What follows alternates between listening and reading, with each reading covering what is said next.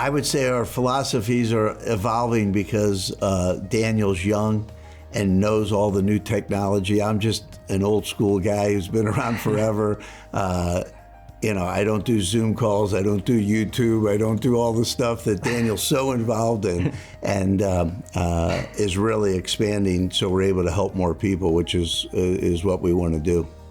One of the things that gives us such a unique competitive advantage to serve people is my dad's been doing this for almost 40 years at this point, and he's taught me everything that he knows, and then I bring kind of a new perspective with some new innovative ideas in, and we talk about it and we collaborate together all the time on how we can help serve. I think the core principles have remained the same of service and taking care of people, making sure they have confidence when they retire. But I think some of the things that have evolved is we've taken it a step further to look into the mental, emotional, psychological aspects of retirement and help our clients deal with those so they can embrace the wealth and actually utilize it to their fullest potential.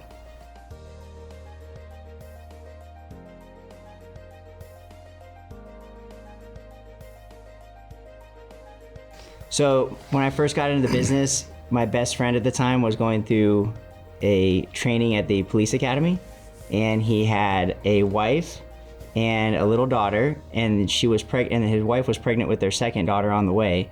And I don't know if you've ever known anybody that went through the police academy, but they kind of really drill it into them that there's a possibility they could actually give up their life in the line of duty.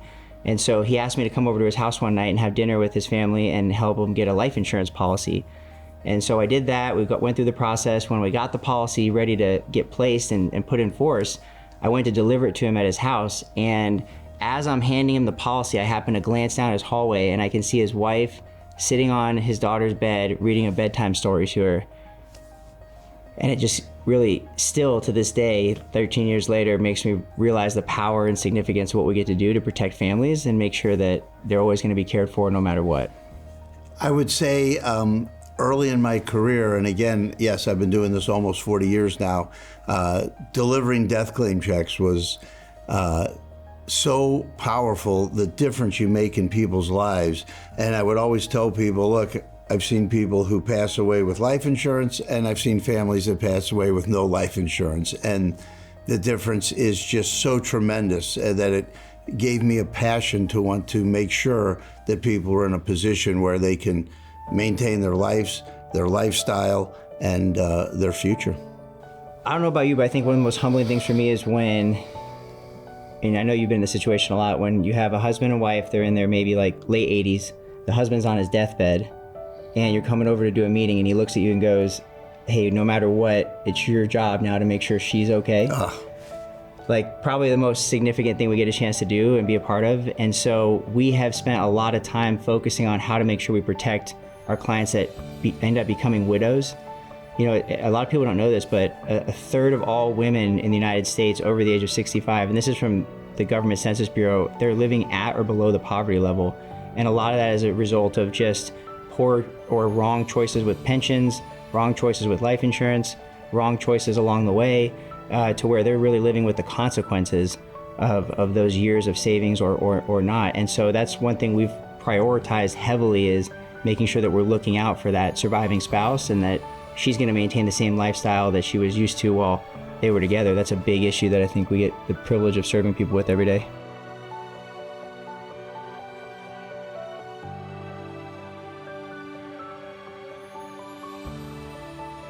Well, it's been such a privilege for me to have Danny in the business because at this point in my career and my life, I always thought, well, certainly by the time I get to 70, I will retire. And now I just don't want to, because it's such a privilege and a pleasure to come in and be able to work with my son every day.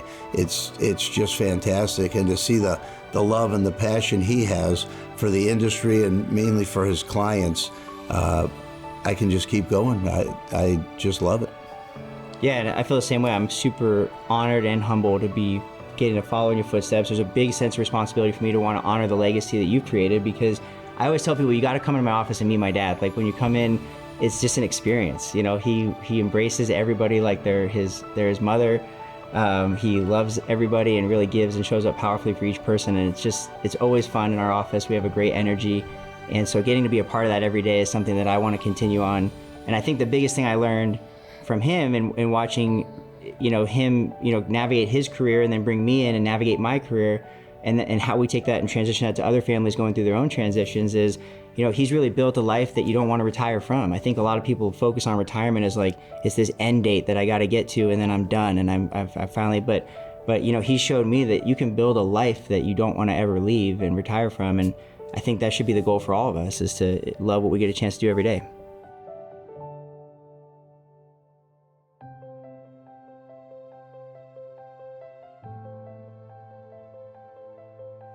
With Daniel, the thing I'm most proud of is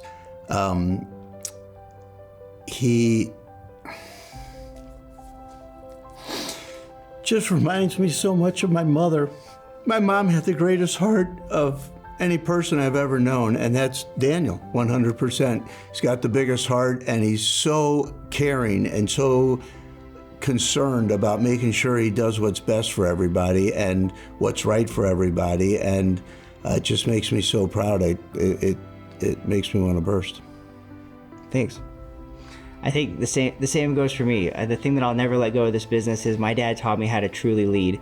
We've had ups and downs in this business. We've had times that were just absolutely phenomenal due to economic circumstances that we were able to help people with, and we were really serving at a high capacity. And we've had seasons that were really challenging and rough. And to this day,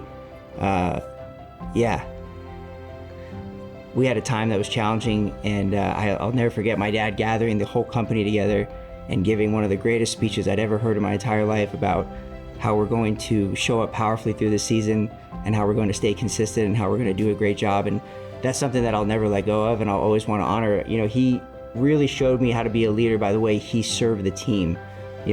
Coming up into a business, you always think the boss is being served by all these people, and he taught me it's actually backwards.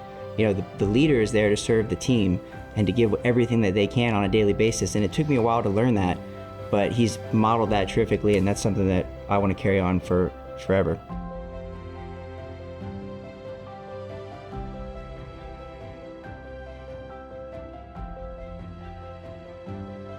I would say I would want our clients after a first meeting to feel the sincerity and genuineness of the fact that we want to do what's in their best interest.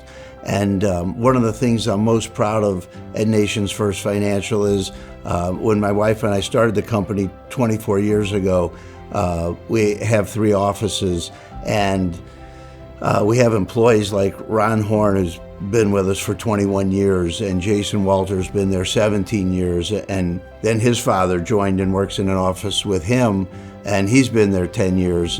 Danny's been in the business for 14 years. Our director of operations, Kat Young, has been there for 10 years. My personal assistant, who I wouldn't be here if it wasn't for her, Franz Wilson, has been there for 11 years. And so it makes me feel good that not only do we take care of our clients, but we take care of our staff. And just the fact that they've all been there for so long, we must be doing something right, I guess.